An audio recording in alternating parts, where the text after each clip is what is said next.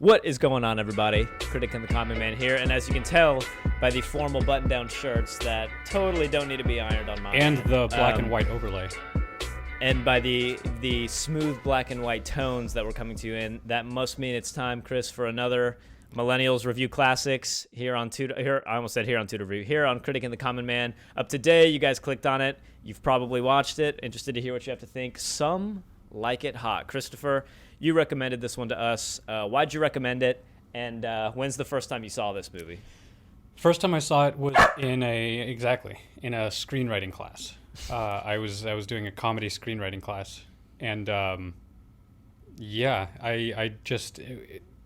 film school is when I started to really watch more of the classic movies and stuff, and watching Some Like It Hot, and it was just a fun time is really what it was, and that's why I recommended it, because it's a funny movie, and it is on the AFI top 100 list, I believe, of best movies. That. It is definitely on IMDb's top 100 for sure.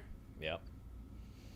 It's funny, man, because this movie was made in, I got 1959 as the date that this was kind of out circulating in theaters and stuff. But it was set in the 20s, right? Late 20s, early 30s. I want to say it was set in the late 20s, around the same time as Al Capone and stuff, because they reference in the scene when they're getting shot at, that's a reference to the Valentine's Day massacre. St. Valentine's Day murder. Yeah, and I think they say it right when the movie starts. It gives a date, and I want to say it's either 31, 29, somewhere right around there, somewhere kind of towards the end of Prohibition in that general era. General era. But either way, I don't really. When I think of old movies, especially black and white movies, classics, I haven't really seen a lot of them. In fact, I've seen very few of them. They're never really synonymous with comedy to me. I don't really think of old movies being very funny. The jokes held up in this. They held up really well, and I found myself laughing more than I expected I would. Considering this movie was made so long ago, I thought that there's no way the humor would still carry over. You expect to go into this and oh, Martha, your ankles are showing past the knee. It's oh my goodness. It's you think the humor is going to be really just out of touch.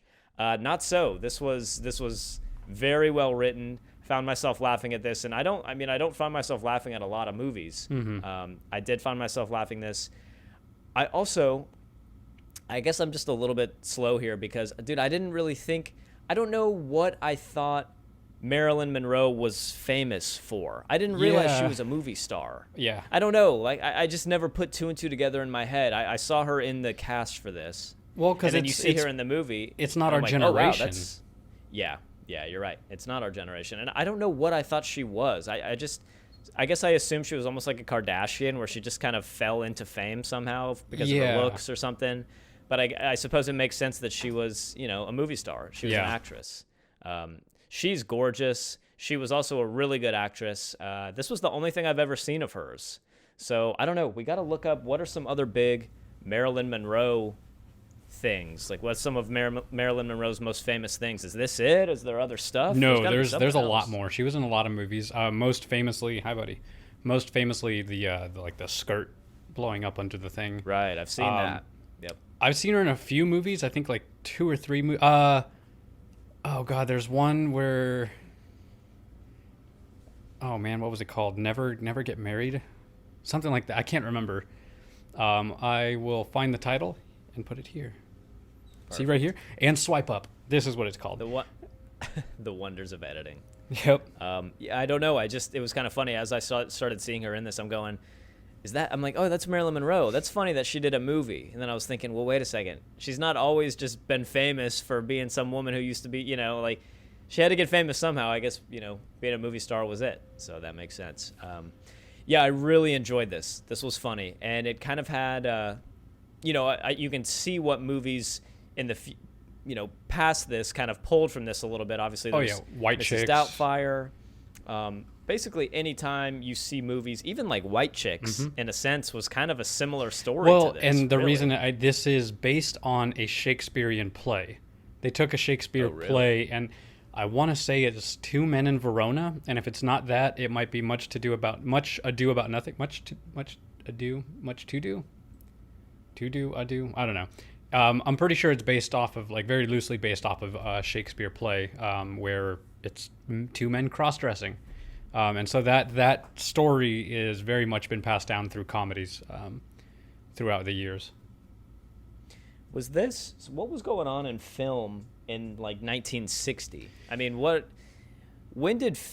was film booming at that point in time? Was it just coming up? Was it past its boom? I mean, what was going on in 1960 in Hollywood? Well, I want to say that obviously the Cold War was at its like height, at its peak.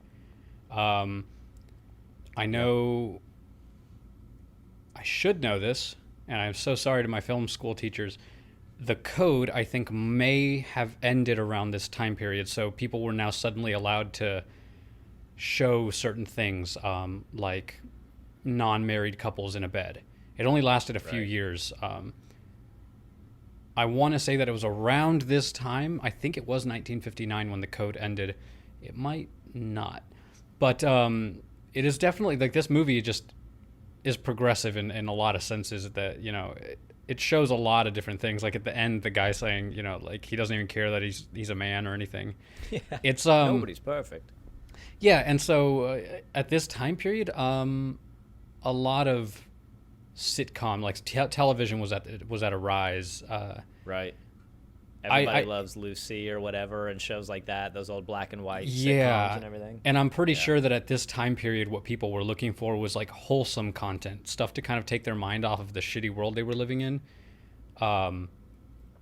Good old American patriotism and just wholesome content, not necessarily, you know, this was the time of like Westerns and the cowboy and old war movies, you know, that kind of like portrayed America as like this might, while the rest of the world was doing things like Seven Samurai and you know, Italy and Japan and Germany were all experimenting in film, creating really dark shit. And other countries, obviously, but you know, those are the big ones that we learned. It's. You think this movie would have been better, worse, no different if it were in color? Like, do you think if you saw this for the first time in color, would have it impacted you differently than if you watched it like you did in black and white? I think it's vain to say that it wouldn't affect it, because as you know, two viewers who are used to color, I think saying that it wouldn't affect it at all is just being like, you're lying. You're lying. Sure. Yeah, absolutely. You're lying to yourself if you're saying that you wouldn't be more acceptive. Just the idea, like if I were to say, hey, we're going to watch Some Like It Hot, and you were to look at the cover and it's in color, you'd be like, okay, maybe this will be good. But just the fact that it's in black and white already made you kind of like, you know, like, oh, I don't know. And when you said, because this is basically what you said, we were thinking of what movies we want to watch for the week on the podcast, which we do every week, and we're always talking about it. And we kind of agreed on a couple movies, and then we thought, okay, we want one more, and let's do a classic. And I think you literally said, we should watch a movie called Some Like It Hot. It's an older black and white, and it's hilarious. I think you said it's hilarious. And I remember immediately, I kind of had my guard up. Yeah, you're like, there's no way it's hilarious. Really? Yeah. I mean, is it actually hilarious? It's pretty hilarious, man. The comedy in this was really good. Yeah. It's a fun movie. It's not super long. It doesn't have a super long runtime. I don't remember exactly how long it is. How long? It's about 2 hours, so it's not, you know, it's nothing crazy where all of a sudden you're watching a 3-hour movie or anything like that. There's totally a leaf blower just kind of slowly making his way past my window. Yeah, the dull lull of the leaf blower on the outside. Sir, you know what's funny? It's 2 p.m. I think. Yeah. Get a job. Aren't you supposed to do this at like 7 in the morning when everybody hates you? He's literally, I can literally see him. He's right at my window. Hello, hi. I actually can't hear him all that much. Oh, okay. I gotta be honest. I kind of maybe not quite halfway through, a little earlier than that, I kind of stopped even noticing that I was watching a black and white movie. Yeah, well, because the humor, sort of your mind does something weird where you almost forget that you should be expecting color. Like, it's like reading a movie with subtitles. You kind of start to just hear it in your head. Yeah. Because, and that's You're right. That's what good filmmaking does, man. It doesn't matter what language it's in or what color it's in. It's about the story, and if the story is there, it's going to draw you in no matter what. And this movie just has this compelling story, because like you don't really ever feel that they're in danger. You know, it's a comedy, but you have that Right. aspect of the movie where, you know, these guys are being hunted. So it's an interesting story, but really you're watching it because they're hilariously good at playing these two women. Like all the scenes when they were on Surprisingly it was a train right at the very beginning. Yep. All those scenes when they're all drinking and stuff, and like, you know, what are the two characters' names? It's Joe, and then Josephine, and then Jerry, who was Daphne. Who was the one that was like drinking on the train? I don't remember. Like, you mean which girl or which one of the two of No, them? which one of the guys? Because like they were, and this is during Prohibition, right? This takes place during Prohibition. So I think this is exactly 1920, yeah. Because they even mentioned in the movie how like they had to sneak the alcohol on and stuff. Well, the beginning scene is them in a hearse, but the whole casket is full of booze, and it gets shot up. That's right, at the club bar. Yeah, that was creative. Yeah, I think they were on their way to. I think they said it was basically a church. Yeah. And then on the back of the church was a little speakeasy club back there, which was also pretty cool. They set the tone up very well for this. I'm trying to imagine a 1959 audience watching this and how they would have responded. You know, it probably was a pretty bold move at this time for these two guys, these, you know, movie star guys, to essentially dress up as to cross-dress for a big major motion picture film. But it did feel very two liberal in a lot of ways. Big stars. Like, these aren't just like dude, all three of them were big stars at the time. I'd imagine people loved it. I bet audiences were really receptive to it. Yeah, it was Marilyn Monroe, Gene Wilder, right? Tony Curtis, Jack Lemmon, Clark Gable, Joe Brown. There's a lot of people in this, man. A lot of big names. Yeah, well, these were all big actors at the time. I mean, obviously Marilyn Monroe, who was like America's heartthrob for years. Yeah, that's big. Well, and even Marilyn Monroe is pretty scantily clad in a lot of this too. Yeah. She, you know, there's scenes where she's basically in like lingerie on the train and stuff. I mean, Yeah. they don't leave a ton to the imagination in a lot of this. No, and a lot of the women on the train too. They're just in their like nightgowns and stuff. And you have to think, you know, a nightgown a nightgown was like a thong in 1960. Yeah, exactly. And a 1960s audience, not even 60s, because it's 1959, so it's still the 50s. You still have that very rich, wholesome mindset. Like the men and women that went through World War II, and the men and women that were on the front lines and stuff, are now parents. And so, you know, their mindset is very different than like the hippies that were growing up in the 60s.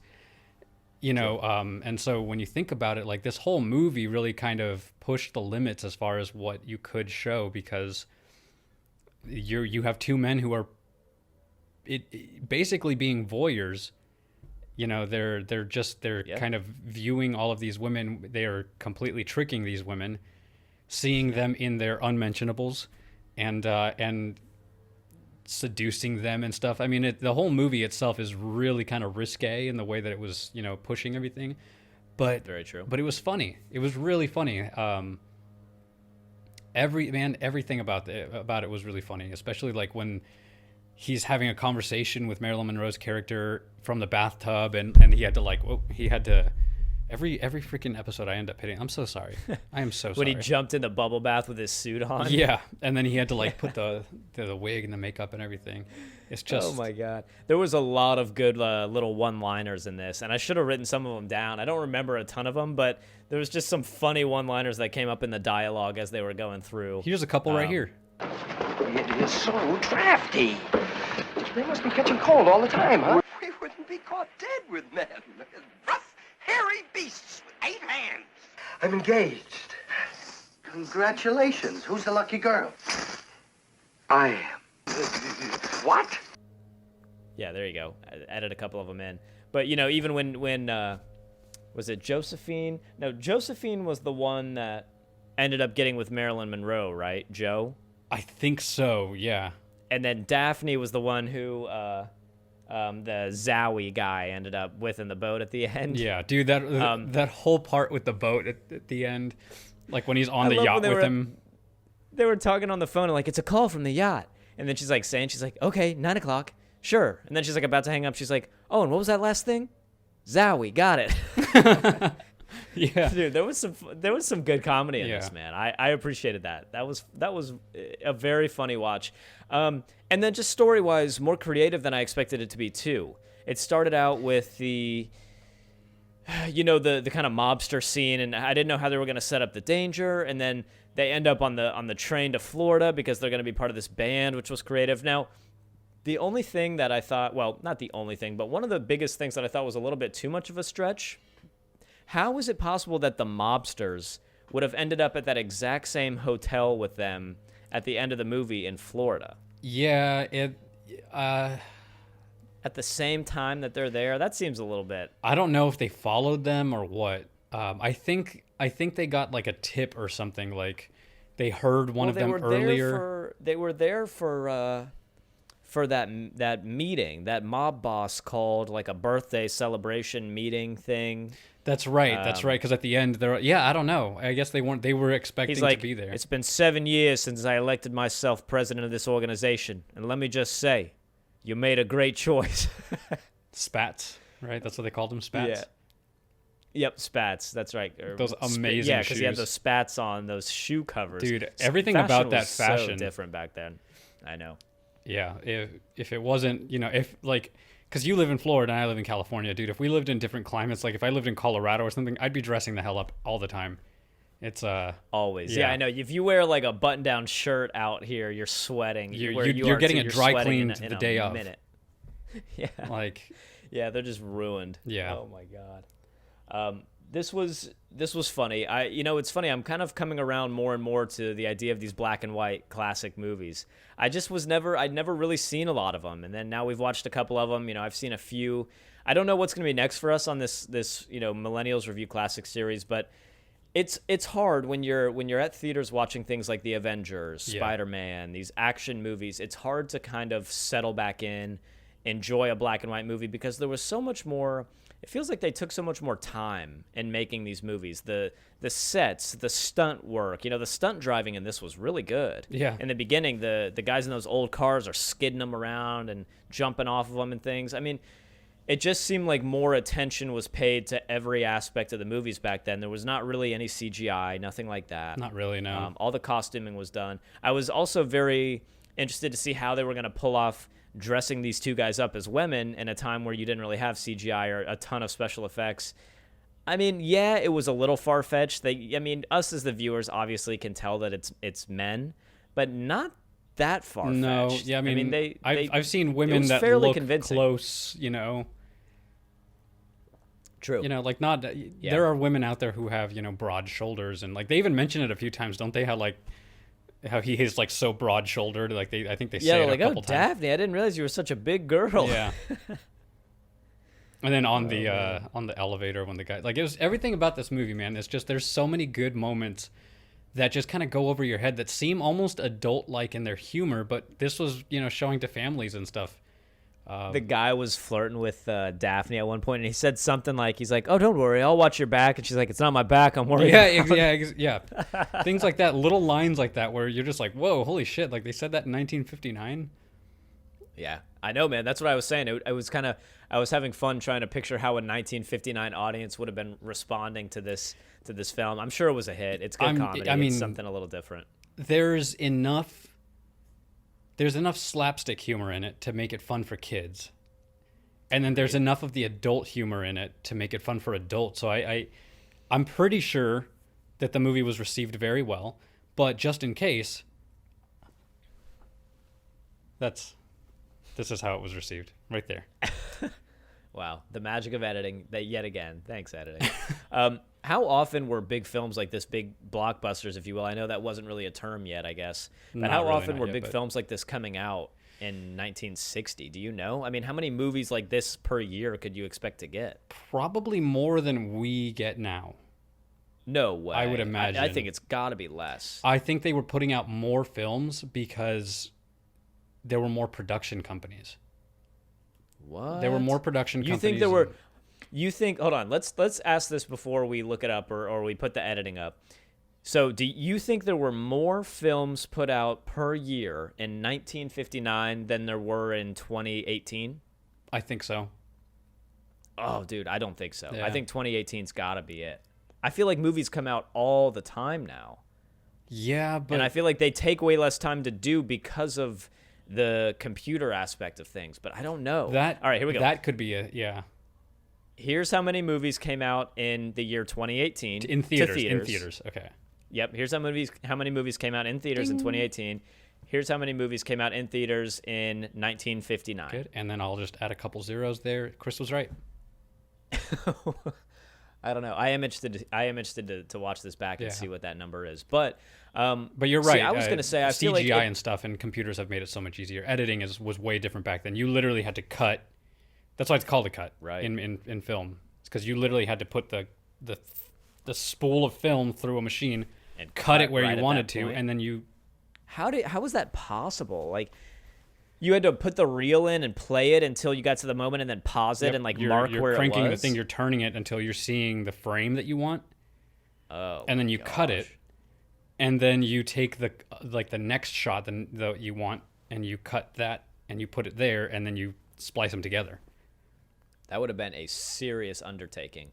I feel like having to do that kind of stuff alone is why I've got to imagine there are more movies now than there were because of the aid of computers. I don't know. Yeah, I don't maybe know. that may very well be. I didn't think about that. So Well, I don't know. I mean, we'll see. Obviously, we didn't see those numbers that just popped up, so we'll see. But this was a surprisingly good film. If anybody has any ideas for any good classics we should watch next, people have talked to us and said we need to watch Casablanca. Chris, you've seen that. I've actually never seen that. I love that movie. Like I said, man, I've never seen like a Charlie Chaplin movie, for example. I was never into those black and whites, and I don't think my parents ever really were either. It was always kind of sci-fi or nothing growing up, and so, or sports, sci-fi or sports stuff growing up. So we didn't really watch a lot beer. of. And meat. No, it wasn't like a super masculine thing. No, I My know. dad just loved the University of Notre Dame, so we'd watch like Rudy and Tools. stuff like that, and I was trying to think of other manly things. Cars. boom, Boob. weightlifting, Just one. car. Just one boob. Just one boob. Boom. Boom. So yeah, if you guys have any recommendations for any other classics that you think millennials might still enjoy, leave them down below. I would say this one still holds up, even with current movies Yeah. being what they are, even with current comedies. This movie If is you're- better if you than can- some of the comedies that have come out. Oh, for sure. And it's definitely a more intelligent kind of comedy because, like you said, it's slapstick, and the comedy isn't so on the nose. You know, the one-liners and stuff require just a tiny bit of thought. So you have to be a little more present when you're watching this one. But yeah, I really liked it. Is there anything about this that you really didn't like? Not necessarily. I mean, I feel like for the time period, 1959, when it starts with like a 1920s kind of mob boss kind of a thing, I remember watching it like, oh great, another black and white movie that's about a mobster. It's a little generic, but then it very quickly diverges from that, and I think it does a good job. No, man, honestly, this movie holds up, and I consider it one of the best movies I've seen because it's just so funny, still so relevant. The humor is there. I think it completely holds up, and it's much better than some of the comedies that have come out in the last 10 years. Yeah, I'd agree with that. I definitely enjoyed it. I don't know that it was it's definitely not my favorite movie ever. No. But again, looking at it from the time that it did come out and looking at the timepiece that it was, this was a really fun movie. And you're gonna, if you haven't seen this one, you probably have if you're watching this review. But I think if you've watched it, you can probably agree with us that once you sit down and start this one, you're pretty into it for basically the whole movie. I did think that it started to drag a little bit there. Actually, once they got to the hotel, I thought there was a little bit, probably like a 15-minute, 20-minute span where I felt like it was a little bit of just filler time. At the beginning, not yeah. too bad. Not too bad. Just when like Marilyn Monroe and Sugar in this movie, when Sugar and Joe are kind of starting their relationship and whatnot, I understand that's important to the story, but it did slow it down a little bit. There was a little bit of loopholes in there or a little bit of forced convenience, but again, this movie was made in the late 50s. Yeah. Really fun watch. I enjoyed it. I really did. So this one, I don't know. I guess Rotten Tomatoes is pretty fond of the older movies, man, because we saw Seven Samurai, And that one, of course, was, I think, the first time I'd seen a 100% on Rotten Tomatoes. And now this one is pretty high up there, too. So the critics gave this one a 95%, and the audience score still holds up at a 94%. So obviously people like this movie. We did, too. Where do you come in around there? Are you pretty much with that? Are you lower? Are you higher? I'm around that for sure. We're reviewing this as a comedy. Right. And I think that it's only fair to review it as a comedy in line and compared to even modern day comedies. And with that, I think the movie, the idea, the story, the premise, everything is still there. The humor is there for sure. I've seen this movie 10 times probably, and and every single time I'm still laughing. It's just everything that it needs in order to be a good comedy is there. It's got the acting, the humor, the writing, the story, the set design, everything. Even the cinematography is good. And then when you throw in the fact that it's a 1959 movie and that it's still better than some movies that have come out within the last, 50 years later, I think it just still holds up. And for a comedy and any issues that you might have with it being unrelated to the fact that it's from 1959, I don't think there are any really. And so with all of that said, I think the movie stays strong for me at like a 9 out of 10. I think Nice. I think it's still up there, man. It's hard to beat. Yeah, that's a strong score and justified for sure. It is cool to watch these older films and see what they were able to accomplish with the technology and the tools that they had back then. And then, like you said, you see movies now that have everything in the world available to them, and they still manage to make way worse movies. Yeah. There's an art to filmmaking. There's an art to acting. I think a little bit got lost along the way. That's a conversation maybe for social media. But I do think a little bit of that got lost along the way somewhere along where CGI started coming in, and where we started picking people for roles based on what we think the return on investment would be on the movie, and not based on who's best for the role. And when we started running out of original stories to tell, somewhere in there, and it didn't all happen at once, but slowly but surely, I think there's been a little bit of a degradation of the quality in these films. And you still have some good movies that poke through every now and then. And there's still some studios, Pixar being the main one, Disney as well, that are still generating some really good content. Even DreamWorks and stuff, like the relevant modern stuff, there's some good movies poked through there. But I do think somewhere along the way we lost that love that is put into these films from the older times, Yes. the time and the patience. This was a great movie. I was really glad to watch it. I'm excited to watch more. The story itself, it wasn't the funniest movie I've ever seen. I'm not going to say that. And there were some loopholes and things, but still very enjoyable. It holds What up. do you Most think of the is the flaws. best comedy? I'm curious because I have my idea for like man. what I think is the best comedy. The best comedy movie ever. That is a great question. I don't know. I would have to think on that for a while. I would have to look at probably a list of some of the, I would have to almost see a list of the comedies that I've seen, or look up a list of the top comedy movies and see. What do you think it is? What do you think is the funniest movie ever? I think the funniest movie that has come out in a long time, probably to date, which is, it'll be, before I say it, it's hard to say of all time because this is a different type of humor than, say, Some Like It Hot. But I think the funniest Right. movie that I've ever seen, and I think the best comedy that has come out to date, is The Hangover. Really? I do, yeah. The Hangover. It's been so long since I've seen that movie. I thought you were gonna say like Tropic Thunder or something like that. No, although I do really like Tropic Thunder. That's a funny one too. Yeah, The Hangover. That's a part full-on one comedy movie, and specifically. that is, Part one. yeah, that is a pretty hilarious movie. I honestly, I think one of my favorites might be Horrible Bosses. I That think is one of my funny. favorites might be, oh man, it's hard. It's hard. There's some really, really funny movies out there. I got to look at a list. Yeah. I got to look at a list and see. That's a great question. But going back to Some Like It Hot, just kind of to wrap that up with my score, as with everything being what it was, and again, not looking at this from a critic's point of view, me just looking at this as a movie and a comedy, I think it holds up for me with a strong 8.5. And I'm pretty happy with that one. I was somewhere can between an see 8 and a 9. I don't think it's a 9.5, Yeah. but Yeah. Yeah. I'm there with you. Right, like the critics and stuff coming in at 94, 95%. I get it from the critic standpoint for sure. If you're just going to sit down and watch this, it is harder sometimes to watch an older one because the pacing is probably a little slower, but not so much in this. No, not this one. It was pretty fast paced, especially for a movie of that age.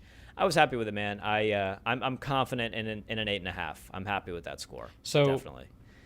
Here's one thing. Speaking of classics, man, you will have to fight me to watch Citizen Kane.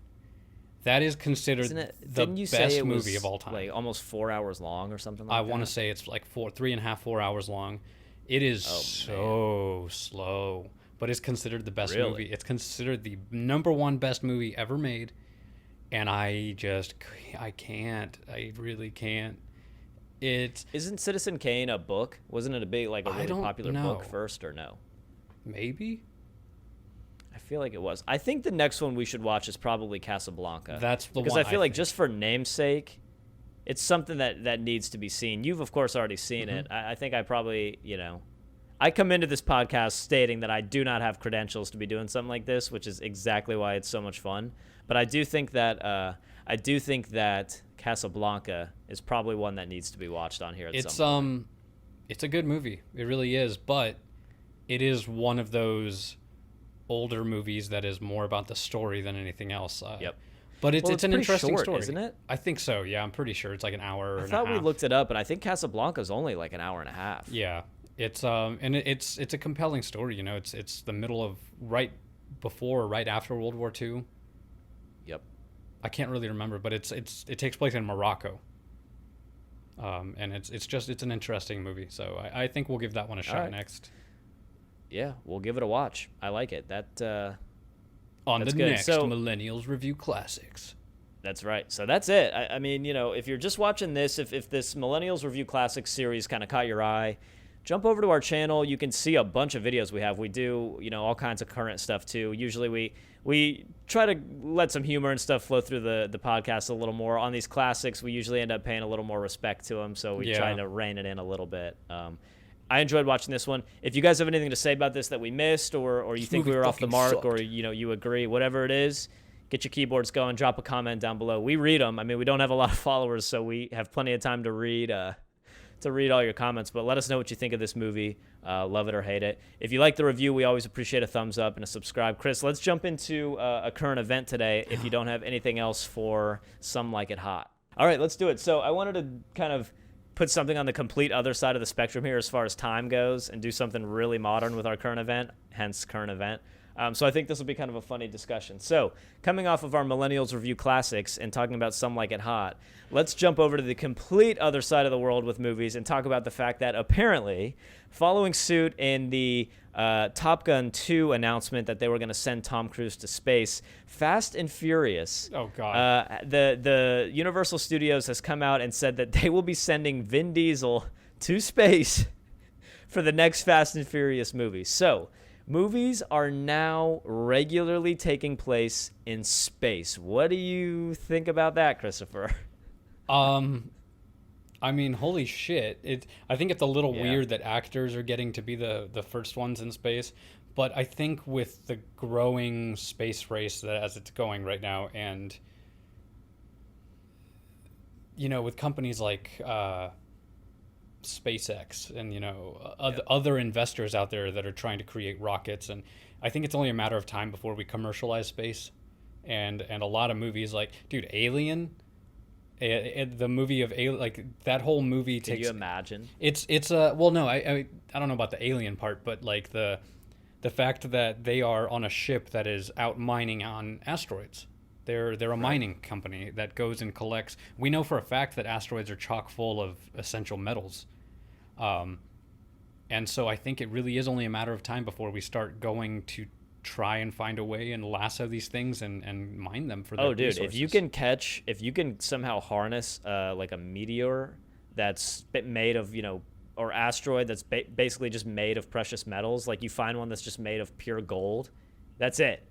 That's it. The value of gold would plummet because it would just not even be, there'd be so much of it. Like they're talking about asteroids the size of like the United States that are just a solid diamond. And we're still mining like a small fraction of gold, like, like this tiny, Yeah. 3-mile mine shaft that like still has gold in it. And Well, it's to me, it's a really good thing for space travel because the strange thing is, at a certain point, if we're really going to go to Mars, if we're really going to colonize other planets, it's going to have to, the novelty of it is going to have to wear off at some point, Danny, and it's just going to have to become a reality. you're on Mars right now. Whoa.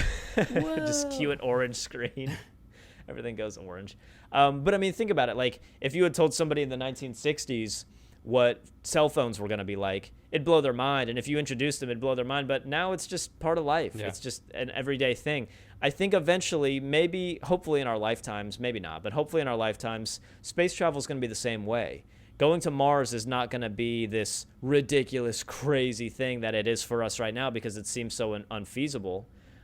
It's just going to be life. It's just going to happen every day. And so movies taking place in space, this is historic. It figures that Tom Cruise would be the first one to do it forever. But I think there will come a day where if a movie wants to be shot in space, they're just going to go up and do it, no problem. And the budget won't really be that different because it'll be commercialized. And companies like, Blue Horizon? I always forget if it's Blue Origins or Blue Horizon. Jeff Bezos's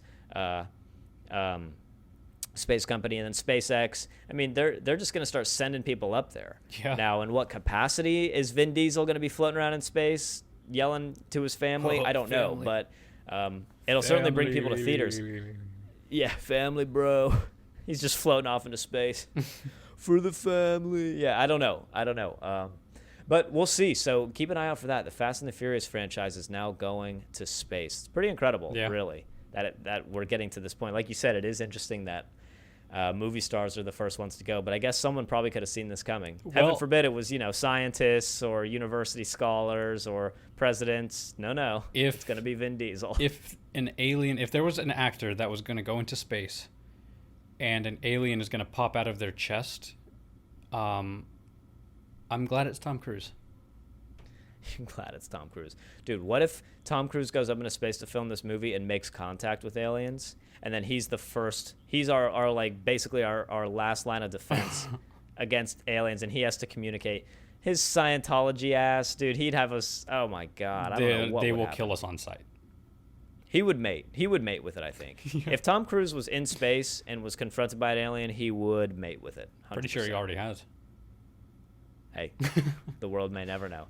That's it. That's our current event for today. The Fast and Furious franchise going to space, and our Millennials review classics. A little bit of two sides, yin and yang there to the stories. But if you like what we had to say today, again, drop a thumbs up down below. We really appreciate it. Just move that mouse down and boom, drop a thumbs up. Go follow us on social media. We got all kinds of funny content. You already have the tab open. Just go to the tab. True. Just click it. Jimmy, click it and go. Jimmy, close Pornhub. Go to Instagram. Damn it, Jimmy strikes again. Critic and the Common Man follow. Yep. Then go back to Pornhub. criticandthecommonman.com. All right, enough shameless self-plugging here. Let's get out of here. That's it, guys. Critic and the Common Man, our Millennials Review Classics, Episode 2. We're out of here. Chris, fade out into the night.